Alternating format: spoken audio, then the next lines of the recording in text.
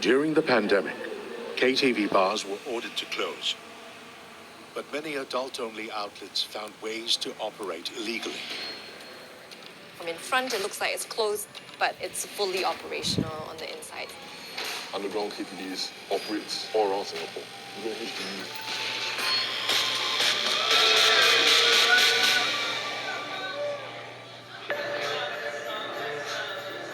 So what's going on inside these secretive establishments? You go KTV, have someone hugging you, telling you, don't worry, next time will be better. We can't stand to be lonely. How far do they go to avoid being caught? We have a Telegram threads. If anyone were to get caught, they can easily just create a new user and carry on. Why does KTV lounge culture persist? Undercover Asia looks behind the closed doors of Singapore's adult-only KTV lounges.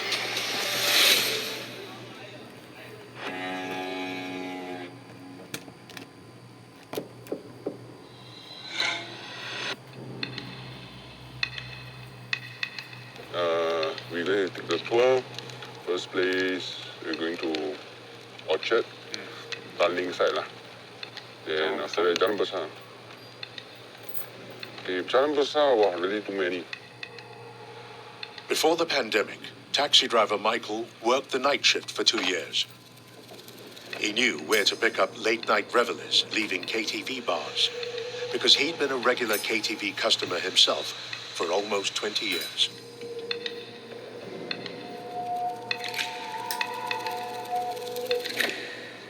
This is the famous Supreme KTV.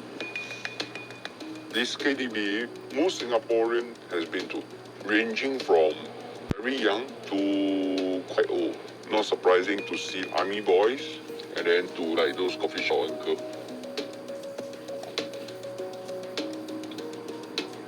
In the town area, that means covering from Darling all the way until like Bugis, right? We might have at least around 30 KTVs.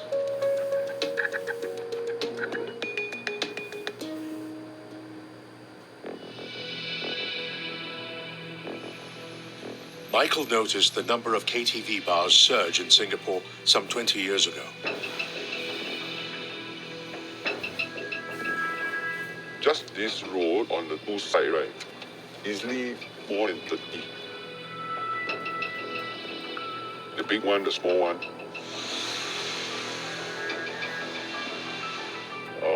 This building on the left, upstairs. Yeah, the signage is still there.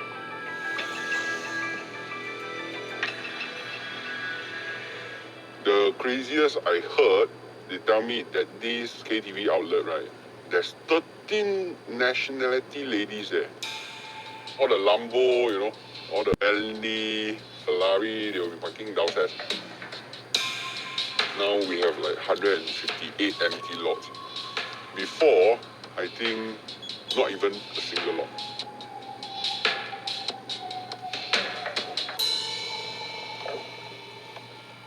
In 2019, it's estimated there were at least 600 KTVs operating in Singapore. Singapore's alert for the novel coronavirus has been raised to the second highest level. Workplaces across Singapore have shut as the country begins what's being called a circuit breaker. As it did with most businesses, the circuit breaker also shuttered all KTVs. 10,000 local workers, including waitresses, bar staff and bouncers, were left unemployed.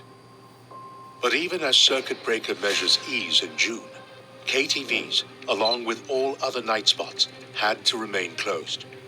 Half a year into the shutdown, the government announces that night spots are still a high risk, dashing all hopes that KTVs will reopen soon.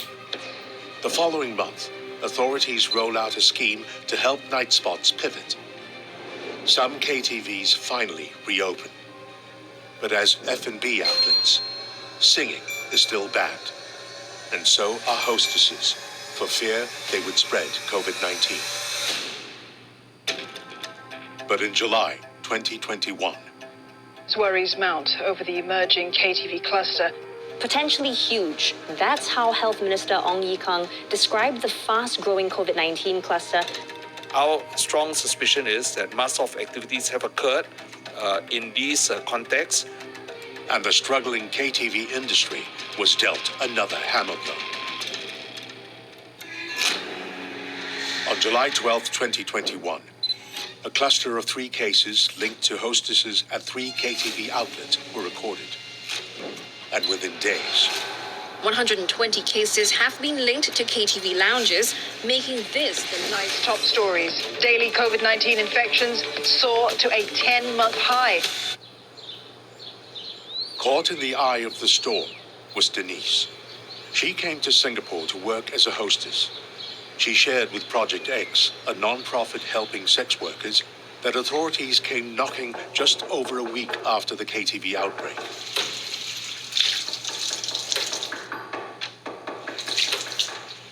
I was about to go to the door, but because it was backing so hard, I panicked. I thought it was a robbery, so I quickly ran into my bedroom.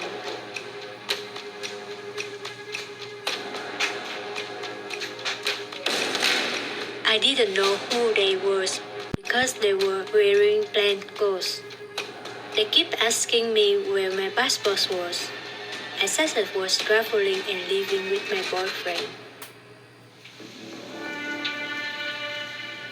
Denise says the police found her text history with her mama-san on her phone. In those text messages were instructions for hostess gigs for Denise. Denise was arrested for working illegally. The raid was part of enforcement checks on some 27 KTV outlets and other vice-related activities conducted in the wake of the outbreak. The police came down hard on KTV bars illegally offering singing and hostessing, activities that were banned due to the high risk of COVID-19 transmission. These raids cast a spotlight on a long-tolerated and deeply entrenched industry. In many parts of Southeast Asia, karaoke, or KTV, has 2 faces. One more wholesome experience is where friends and family come together to sing. This is called family-style karaoke. The other is what's called KTV bars, or commercial KTVs, and they are strictly for adults only. If a KTV got hostess services, it's considered a commercial one. The market needs for commercial KTVs in Singapore market is much bigger than family concept karaoke. The origin of adult-only KTV bars dates back 4 decades. In the China of the late 1980s, singing mostly took place in banquet halls.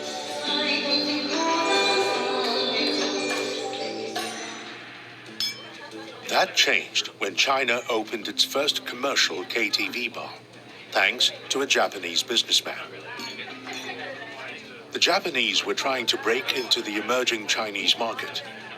Their strategy was to woo Chinese officials with luxurious karaoke bars. It was 1980s. A lot of the Chinese officials make meager salary. They invited the Chinese officials into the karaoke bars and formed relationships with the official seal, which is green light, for the Japanese products to flow into Chinese market in large quantities. The key dynamic is that women were hired to serve the man in the karaoke bars. The women hired are commonly known as hostesses. They are not just waitresses. They are paid companions who drink and talk to male customers. Chen worked as a karaoke hostess in a Chinese port city for 2 years. She wanted to study the nuances of this emerging Asian business dynamic for her PhD field research.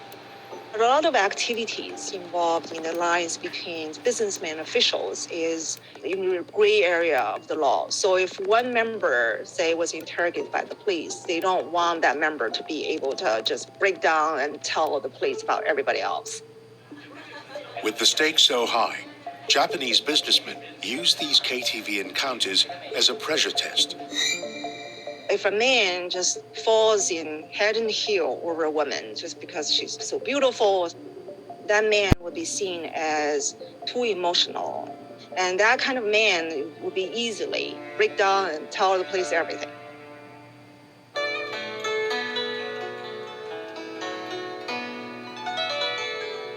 The practice of relying on female entertainers to help facilitate business deals echoes both the Japanese geisha and Chinese courtesan culture. As Asian businesses grew, KTV hostess culture spread across the region and became an accepted practice in Japan, Taiwan, South Korea, China, and Singapore.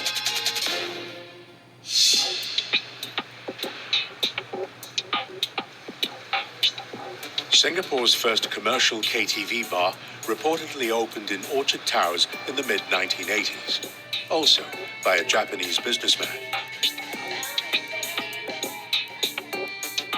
Over the next few decades, KTV bars flourished in Singapore. They became a new way for men to conduct discreet business deals and size up the competition. When I bring him to such place, actually it's a test we can know this person can trust, cannot trust, or only just play. I get you drunk, your natural self actually comes out. But some people, even at the drunk stage, they can hold themselves. That is real control. In business, they can succeed because self-control is there. At the heart of this business are the girls, also known as the KTV hostesses. KTVs are not brothels. Although some hostesses may choose to offer sex in exchange for money to the men they favor.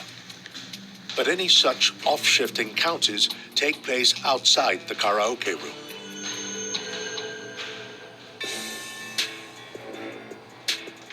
At high-end Singapore KTVs, hostesses are greatly valued for their companionship. You cannot do any hanky-panky thing. As for the girl, chatting with somebody who is really rich, it's not easy. So all these girls, they are really smart, right? You talk to him, make him feel very comfortable. I clinch the deal. Your tips will be $2,000 instead of $600.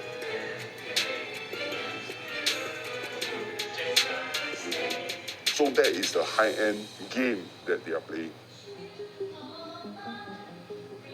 Michael has witnessed KTV high rollers in action, splurging tens of thousands in a single night on the room, drinks, and hostess tips, all to impress their business partners. If you're talking about people who is in the oil and gas industry, in the building material supply industry, they are talking about millions of dollars contract. What is 10,000?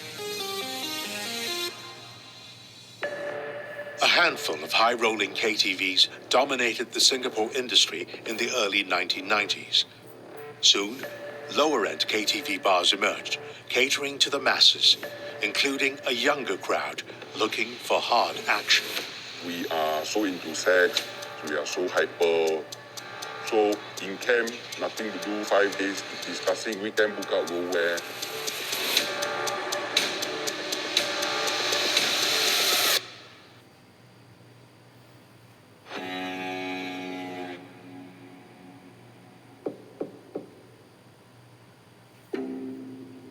After news of Singapore's KTV COVID cluster broke in July 2021, the men frequenting these bars became a national joke, an image they resented.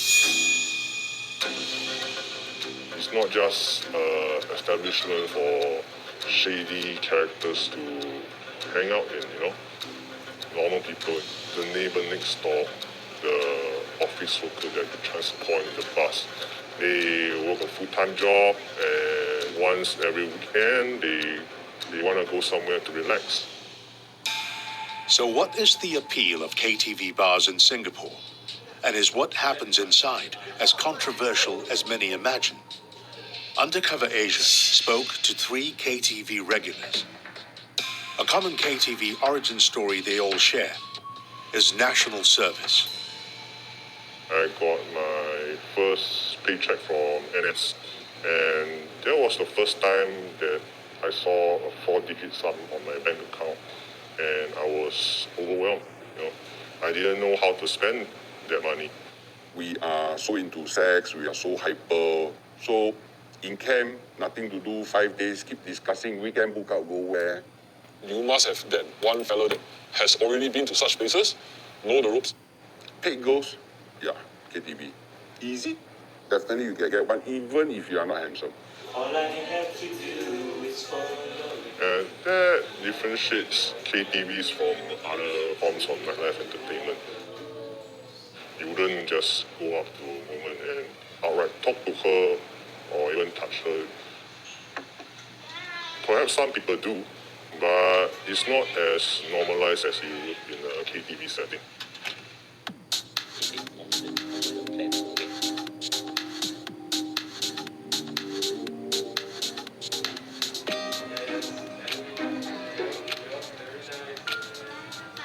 They all just line up along the walls, and then the guys just make the ticket.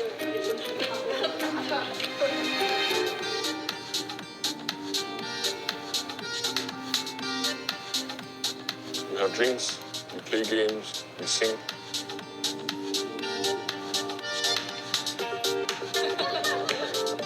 All of this shrouded over intoxication.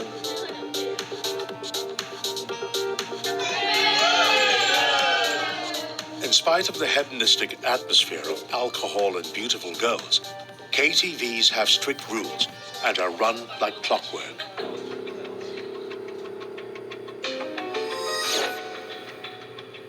Hostesses are disciplined timekeepers, and they will butterfly in clubs. This means each hostess visits multiple rooms in one night, spending just 15 minutes with each customer at any one time. And what they do with this time depends on the type of KTV bar the hostess operates in. There are certain unwritten rules.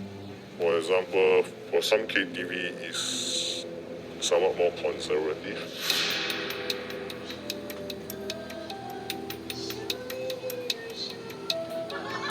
The girls that have a lower marking rate will usually just be there to have conversation with you. KTV customers pay hostesses tips to sit with them. At low-end KTVs, where women only drink with you, the tip is around $30. Most probably because of their age. Second, maybe they are married. They listen to your complaint, and then maximum what you can do, ask them for a supper. After that, bye-bye.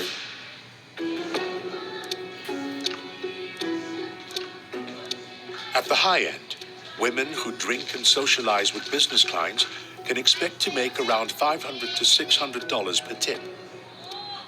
The amount of money the hostess can make is also pegged to her age. Usually at all these high-end ones, the girls cross 23 years old. Please, next. If you still look good, dress good, maybe you can maximum stay until 35. Then you drop tier, you go to the second level, third level, slowly drop. So that is so-called unwritten rule.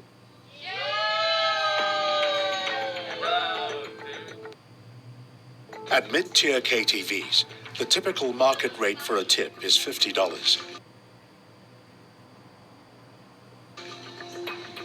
And what does $50 get a customer? Different places have different limits or playability.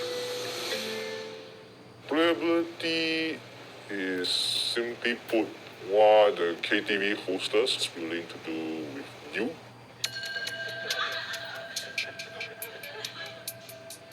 Where exactly are you allowed to touch? Can you kiss? Can you pet her? Can you do even more risky things with her within the confines of a KTV? It's like a paid date of sorts.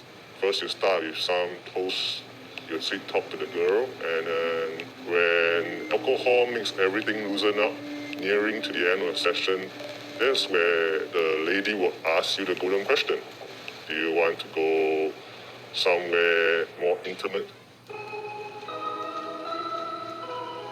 What excites men when they go to KTVs is that they don't know whether they will be able to bring the hostess to the hotel room at the end of the session.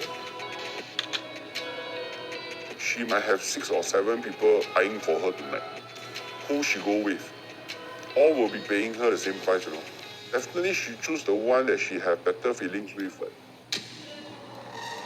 If really man goes to KTV to look for sex, I think better to camp in Geylang and not to aim these people in KTV.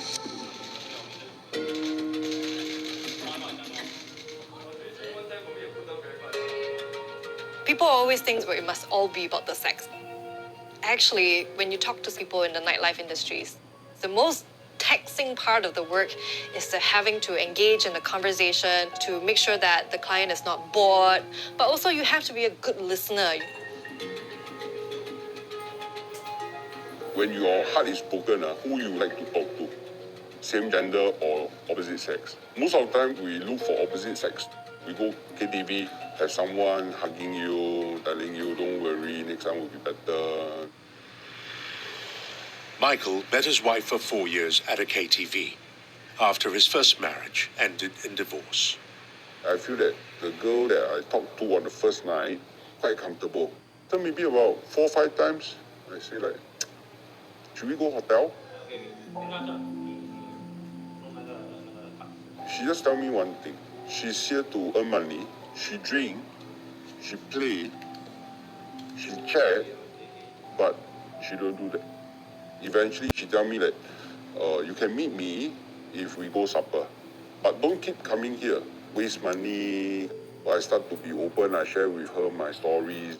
Then that's how we get closer.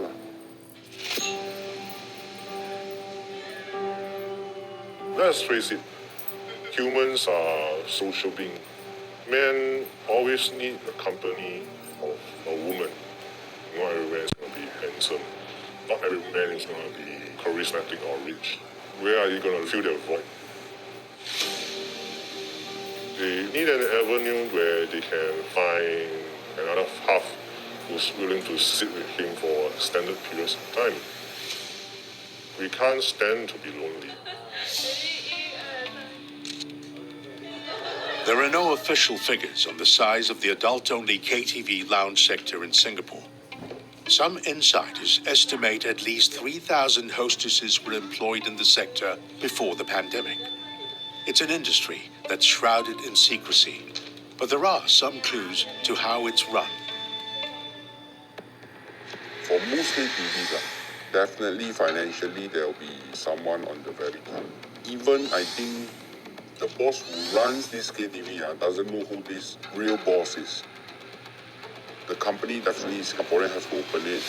The managers mostly are Singaporeans, followed by mummies. Mummies or mama-sans are freelancers, and each manages 10 to 15 hostesses. We see Singapore girls, followed by Malaysian, after that China, Vietnam.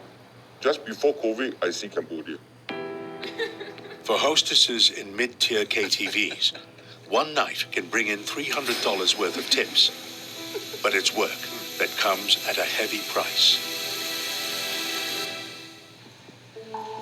Wendy's Singaporean husband died 4 years ago, and she was left to bring up their 2 children alone. With little money and few job prospects, Wendy turned to work as a KTV hostess. 偷偷我去做工，因为我中了没有多嘛，所以还有一点发。可是有朋友他们会带我咯，人会叫我这样做咯，因为我又不会喝酒，所以我每天也是喝醉，为了孩子，为了生活，所以我还是做这种工。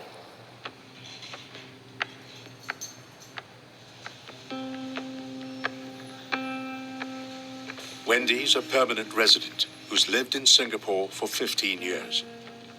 She met her husband in Vietnam and followed him back to Singapore.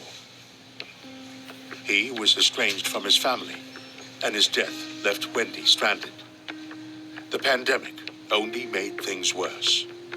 在新加坡如果没有钱，没有饭吃，又没有地方住，你也不可以住马路的，因为那时我们找不到别的工作做嘛，所以害怕也要去做工了。因为 COVID 的每个人都怕的嘛，如果传染，都会中病，我们又没有钱，也是很辛苦的嘛，没有人要自己冒着危险去赚钱呢。When newly pivoted KTVs opened as F&B outlets in November 2020, Wendy returned to hostessing, although it was now illegal. Pivoted KTVs were not allowed to offer singing and hostessing. If caught, Wendy could lose her residency. And like other foreign KTV hostesses, she risks deportation. But with the borders closed, foreign hostesses couldn't leave Singapore even if they wanted to. In fact, at least 16 foreign hostesses were deported following raids on KTV lounges after the COVID-19 cluster broke out.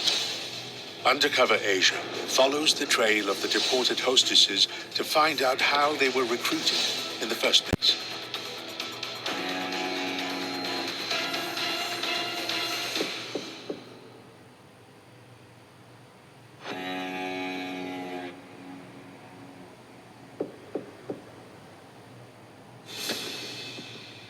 Working illegally on tourist visas is what most hostesses do, because few legal options are available to them in Singapore. Pre-COVID, hostesses could apply for the Performing Artiste Permit. This is valid for 6 months and is specifically for singing and dancing. But as of July 2021, there were fewer than 50 holders of such permits in Singapore, compared to the estimated 3,000 hostesses operating in KTV bars. Undercover Asia has discovered the majority of hostesses come to Singapore on short-term visit passes. This allows them to stay for 30 days, but they aren't allowed to work. So how are these girls recruited into this trade? To find out, Undercover Asia followed the trail to one source for hostesses, Vietnam. Trên mọi miền đất nước đều qua bên Singapore để làm việc theo các lời kể của các cô mà tôi tiếp xúc được, mà thông thường luôn luôn tiếp nối ở khu vực thành phố Hồ Chí Minh trong một số nghề mà tôi đã nói. Đôi khi nó có một cái câu chuyện rất đẹp được kể lại từ những người đã qua sinh. Pham Trung Sen works with marginalized communities within the city. Nearly 2 decades ago, Singapore and Vietnam started 30-day visa-free travel. Since then, Sun's noticed an emerging trend involving young women from the Mekong Delta provinces. They come to Ho Chi Minh City before transiting on to Singapore. Ho Chi Minh's bars, massage parlors, and cafes are the perfect hunting grounds for recruitment. It's here that many poor rural women will seek out work. They're usually recruited by women who once worked in Singapore as hostesses. The recruiters lure them with the promise of earning a small fortune in just 30 days. Ở thành phố Hồ Chí Minh, và khi mà có một cái nhu cầu về tiền bạc cao gấp 5 hay là 10 lần thì các cô chấp nhận việc làm KTV ở bên Singapore. Và một điều nữa thì làm ở Singapore thì sẽ an toàn về không ai biết được hơn là ở thành phố Hồ Chí Minh, và có thể giấu cái danh tính của mình khi quay về lại Việt Nam. Recruitment by former hostesses in various Asian cities helps to feed Singapore's KTVs with a constant stream of fresh-faced new girls.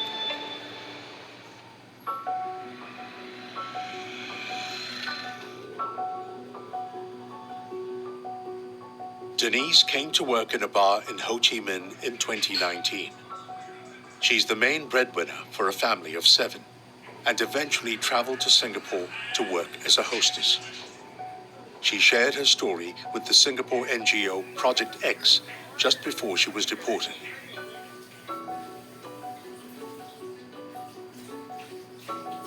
I want to make enough money so that when I have children, they can go to university, have a career, and not do a dishonest job like me. I hope my parents won't have a hard time. And when my mom needs money for medical treatment, I want to be able to say, "Don't worry, I can help." Through face-to-face recruiting at bars and massage parlors in Ho Chi Minh, recruiters put the women in touch with their broker partners in Singapore. But that's now also complemented by online recruitment. That's how Denise found the broker who helped her enter Singapore.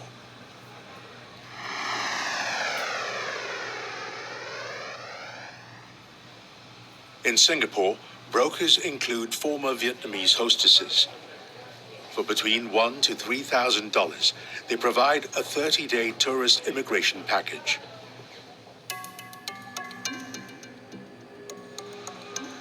This includes the flight, money for an airport taxi, access to a cheap place to stay in Singapore, and a $700 one-day-only cash loan.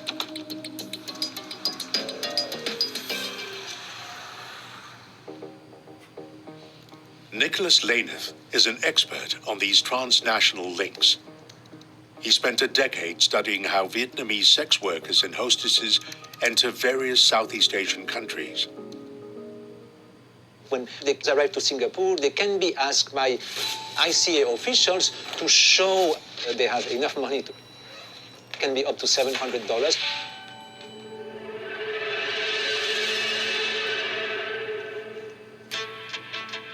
If there is a suspicion, they are asked to open the luggage. So if they carry many sexy clothes, what is required to stay in Singapore for a month, that's very suspicious. They might be rejected, no? So what they often do is they purchase a 1-week return ticket. So if they are asked by ICA officer, they'll say, just come here for a week. You see my luggage, there is almost nothing.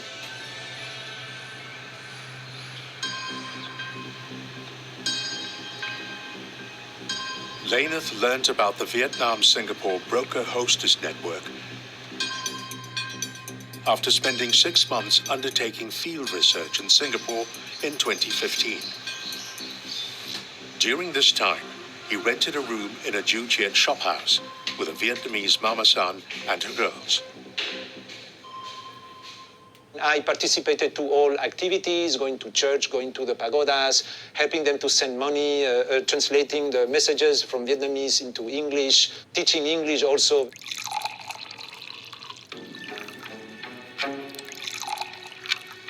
It was during this time that Laneth discovered the tricks of this trade. He realized that the initial $1,000 to $3,000 Singapore dollar immigration package fee paid by the girls would buy them membership into a discount club of sorts.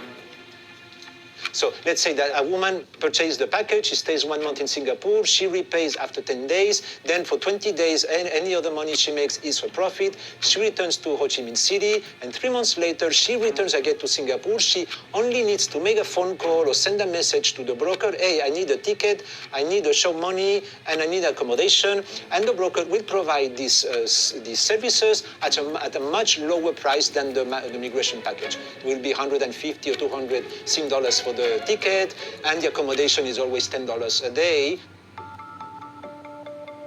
Few of these women get to play tourist, even for a day. Wendy got to know many of them during the 2 years she spent working as a hostess before the pandemic. 他们都是做工1个月可以做么？他们每天去做工咯。他们做到4、5点，他们能回家嘛？所以白天就睡觉，他们睡觉还起来就去做工了嘛。在新加坡安全，所以为什么他们喜欢来这边？在这边做工哦，没有人可以逼我们啊。别的国家你不喜欢你要做，可是新加坡的不会嘛，你愿意你就做。Michael is married to a former hostess, and he tells us that before COVID, hostesses would, after 2 or 3 working stints on a short-term visit pass, start looking for more permanent options to work here.